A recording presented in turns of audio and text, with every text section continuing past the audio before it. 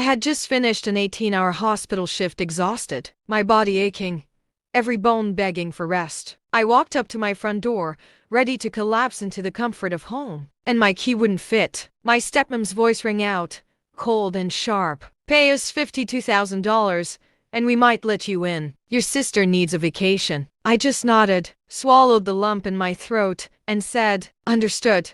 Then I walked away. Little did she know, by the next morning, she would be screaming so loud the neighbors came running. If you've ever been underestimated, mistreated, or forced into a corner, hit that subscribe button, like this video, and stay until the end. Because this isn't just a story of revenge, it's a story of poetic justice served perfectly. And trust me, you're going to want to hear every detail. I'm a nurse, not just any nurse. I work in critical care, where every decision could mean life or death. That night, after 18 grueling hours, I was barely holding myself together. My uniform smelled of disinfectant, my hands still bore the faint scent of antiseptic, and every muscle screamed at me to collapse. I just wanted to go home, to my room, to my bed, to feel safe. But safety, it seemed, had its price. The door didn't budge. I jiggled the key once, twice. Nothing. That's when I saw her, my stepmom, leaning lazily in the doorway, her arms crossed,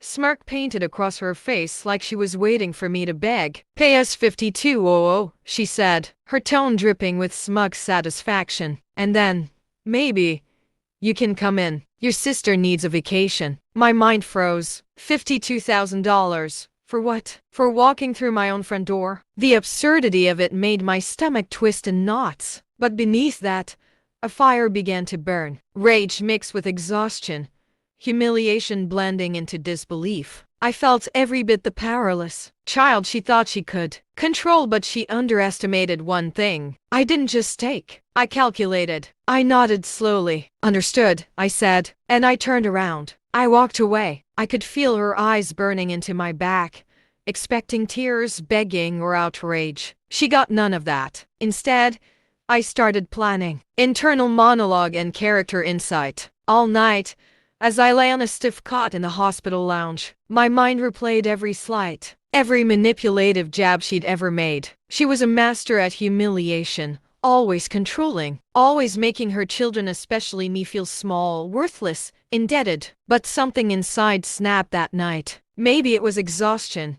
Maybe it was injustice. Or maybe it was just the realization that I had power she couldn't see. I didn't need to confront her immediately. I needed strategy. I needed precision. By morning, my plan was clear. It wasn't about anger anymore. It wasn't about yelling or crying. It was about justice, the kind that hits so hard it leaves no doubt in anyone's mind that wrongs have consequences. The next morning, I walked back to the house, not with a hammer or a key, but with a small envelope in my hand. She was on the porch, smug, scrolling on her phone as if the world revolved around her. I didn't say a word. I didn't even look at her. I simply placed the envelope neatly by the door, walked back to my car, and left. Inside that envelope was every detail she needed to know that her little game had just backfired spectacularly. I had done my homework. I knew about the house finances, her overdrawn accounts, her fraudulent claims on insurance, and the little lies she spun to maintain her perfect household image. I had carefully compiled proof documents, receipts,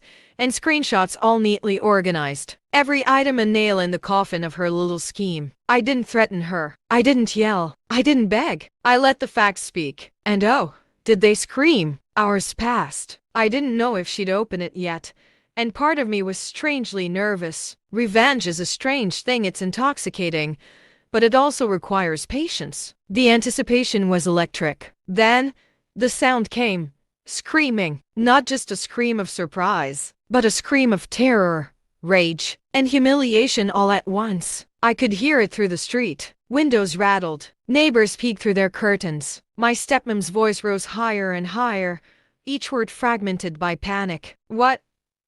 How? This can't. This isn't possible. I smiled quietly from my car, watching as her carefully curated world of control began to crumble in real time. The envelope had done more than inform, it had shattered her sense of security, her smug authority, and her illusion that she could manipulate everyone without consequence. Later, when she called, her voice trembling, I stayed calm. You wanted $52,000 for me to walk in your door, I said softly. I didn't need to pay. I just needed to show you the truth. She tried to argue, to deny, to deflect, but the evidence was undeniable. Every lie, every act of manipulation, every attempt to wield control like a weapon, it was all documented, all laid bare. She realized too late that the power she thought she had over me was gone, completely gone, and with it, her empire of intimidation started to unravel. By the end of the day, the neighbors had whispered, the family had panicked, and my stepmom was left screaming at the walls of the very house she had tried to weaponize against me. And me? I felt light, free, vindicated. Not because I had humiliated her for the sake of revenge, but because justice had been served. There's a unique satisfaction in proving someone wrong when they thought you were powerless, and almost intoxicating thrill that isn't about cruelty, but about fairness. I didn't need her apology. I didn't need her gratitude. I only needed her to know that her actions had consequences, and that I wasn't someone to be underestimated ever again. Life doesn't always give you fairness on a silver platter. Sometimes you have to craft it yourself, carefully, strategically, and without losing your own integrity. And when you do, it's one of the most liberating feelings in the world. If you've ever been put in a corner, underestimated, or forced to pay the price for someone else's greed, hit like, subscribe, and comment below. Share your stories of triumph, or just let us know what would you have done in my place. Justice isn't always loud. Sometimes it's elegantly silent, until the moment it screams.